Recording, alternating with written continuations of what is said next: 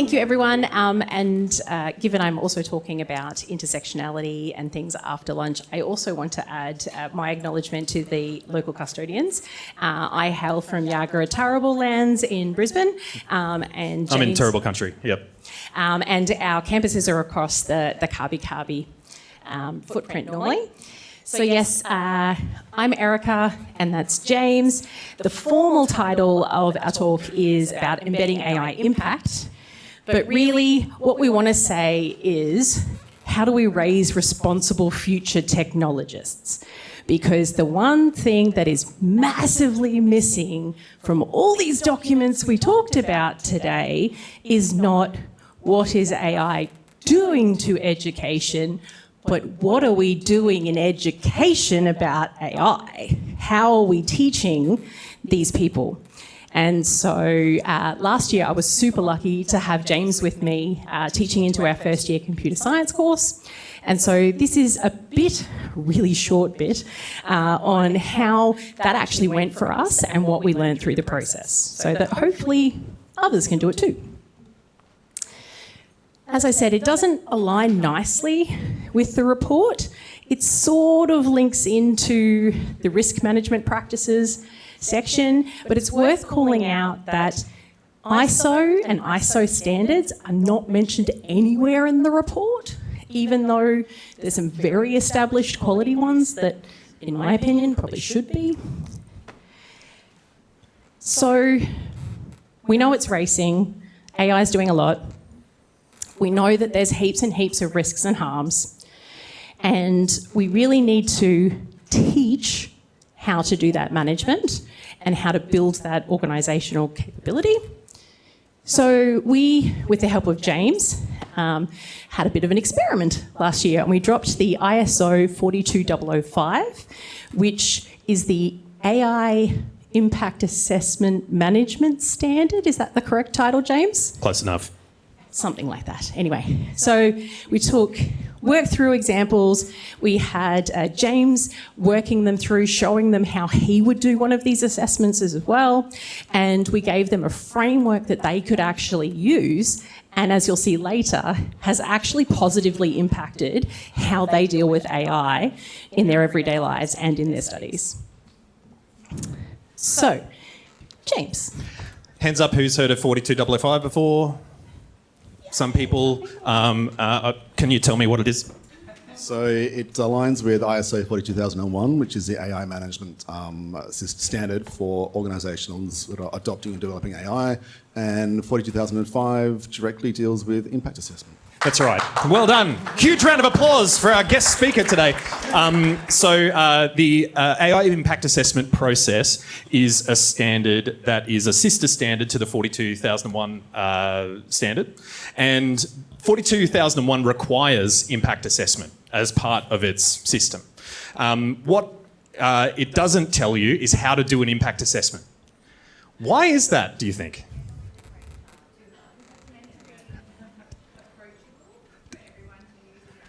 It's meant to be approachable for everybody to use in their own way. Somebody said it's too hard. Yep, I get told all the time that governance and ethics and the way that we make decisions and things is just way too hard, isn't it? Oh, isn't it hard to align stakeholders? Yes, it is. And in technology, we've been doing this for a very long time. It's called things like human-centered design, product thinking, user experience, and all 42005 is a system for doing those things and getting the feedback that you need from the various stakeholder groups that are impacted by your system so that you can incorporate those insights into the design of your system in the first place. Does that make sense so far? Yep. And I'm not going to teach you all how to suck eggs because impact assessments are critical to the design process, especially in private sector circumstances when often, and we're seeing live in the economy right now, all the people who traditionally conduct these kinds of studies, so like user research practitioners, product people, project managers who usually champion design, designers generally, they're being continually cut out of the workforce at the moment. And usually design and marketing and communications are the first thing to go in technology when times are tough. Anybody disagree with that? It's okay if you want to disagree. I really want to know. He really wants a fight. So ultimately, what we want to do with the 42005 framework is assess the potential impacts on individuals. So each of us as individuals, we've looked each other in the eyes before. Groups, like the group of people in this room, people who are drawn together by a set of shared attributes or a shared place or a shared ideal or what have you. And society. And something that isn't mentioned in this slide is the environment as well, which is also a requirement of 42001. And this gives us the levers that we can use to make sure that AI systems vastly and unquestionably are beneficial to the various impacted stakeholder groups, and that the appropriate controls and mitigations are in place for the risks and the harms. And that's the kind of world that I want to live in. That's the kind of AI that I want to develop. Trust and transparency, harms and benefits, accountability. Let's talk about accountability just for a second, because we got told that there is a shortage of trust in Australia. Why is there a shortage of trust, do you think? Hands up. Anybody want to have a go? Global trend in reducing trust in institutions. Yep, there's a global trend decreasing trust in institutions. What else? What about particularly in Australia, where we rank very, very low on trust in AI systems? People don't understand what we're talking about. Yep. People don't understand. People don't know what AI is. Yep. I think there's a big focus on harms, including like AI cheating, AI hallucinations, that kind of thing. Yep. I Yep. was going to say AI is seen as a transformative change, but to what? No one's really defined. AI is this amorphous concept to most people, isn't it? What has been notably absent in all of the talks that we've had today? Well, there's one particular key stakeholder group that we don't talk about very often in the public conversation about AI. Older people, yep. Who else? Kids, who else? So there's more than one, is what you're saying. Yes, that's the point. But also, there's large multinational organisations with huge amounts of capital making all of the design decisions, right? And if you've worked in technology like I have for 15 years, you know that the technology systems that you build reflect the people and the systems that built them, invariably. Within a bound of error, of course. You've got to account for probability and risk in there. But that's also why we want to teach these first years, before they get out into these big multinationals, before they get out the door, that they have to stop and think. Tech has a terrible habit of not doing impact assessments properly. We've had things like cars that were hackable from the other side of the United States because no one actually stopped to think about putting a cellular chip on a radio.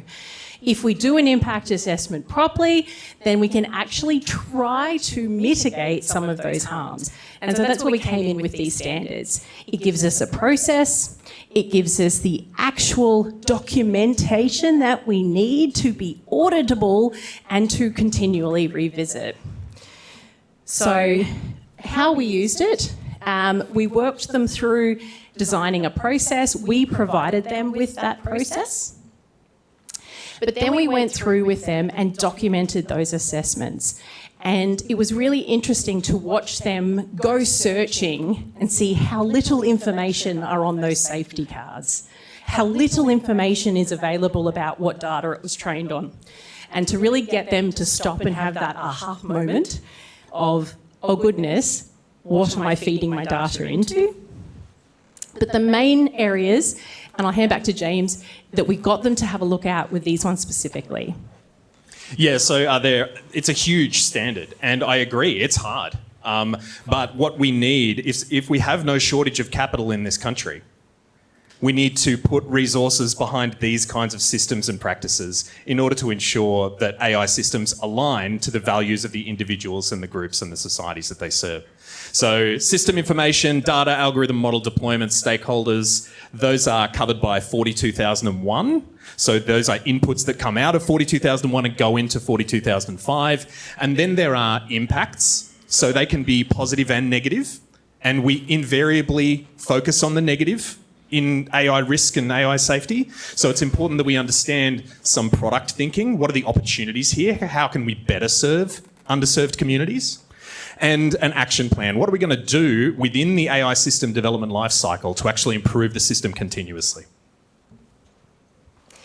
We've only got 2 minutes. So, these are probably things that you're all very familiar with. The idea that the quality of the data dictates the quality of what you get out of it. That we really need to plan for misuse and misadventure with these models. And these are striking aha moments for first years. They've never thought of any of these things. So what we keep, we had a very complex, nuanced case study. So James provided one around industry and mining. We also had other ones around AI creativity. The plan for this coming semester, we're actually looking at adding AI and automation into gene therapy, and if we can actually bring the cost down from $150,000 a person. So one of those times where maybe doing the person out of the job might be the moral thing to do. So we're giving them these really messy problems. We're working it through with them, the deep involvement of folks like James, but they and us struggled with what are these risks, where does the severity level sit, and actually looking at the harms and seeing some benefits in there. So I think those two particular sections are ones that we're going to go into deeper. But these are quotes from 2 of my students. I went and harassed them earlier in the week. The kids are all right, guys. Put yourself in the room. These are computer science students in their first year. This is the first time often that they've gotten the chance to talk about the societal impacts of the systems that they are going to be responsible for in their careers. Erica? Yeah, so you can tell them that I told them what I was presenting it for because they decided to use words like cognizant. Pretty sure he used Claude to help him answer that. Anyway, so I guess that's our why. That's a bit about the standard and why we've done it and what we would do again. So thank you so much for your time. It's very short. We've got 25 seconds for a question. Yes? No, we don't. I know.